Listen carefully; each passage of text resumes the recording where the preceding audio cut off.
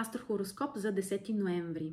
Днес Меркурий е все още стационарен, тъй като вчера се обърна ретроградно.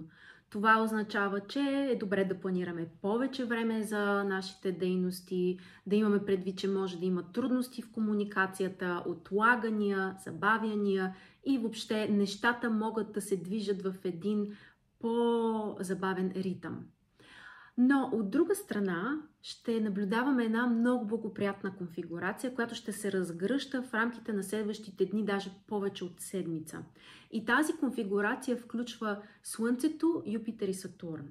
Юпитер и Сатурн са двете социални планети, а пък Слънцето е свързано с нашата индивидуалност, нашата собствена изява.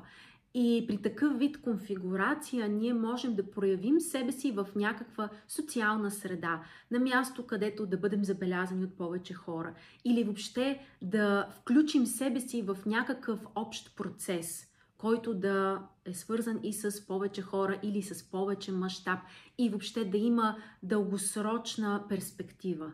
Така че от една страна трябва да сме по-търпеливи, заради стационарния Меркурий нещата няма да се разгърнат моментално и в известен смисъл не е подходящо време да започнем нещо тотално ново. Но ако има сфера, където вече имате известен опит, дори и да сте го отложили за известно време, дори и в момента това да не е било най-актуалното за вас, но все пак нещо сте правили там досега, то в тези сфери действително можете да вложите повече внимание, повече ентусиазъм и да постигнете както повече по-добри резултати, така и да бъдете по-разпознати в някаква социална среда или в някакъв въобще социален контекст.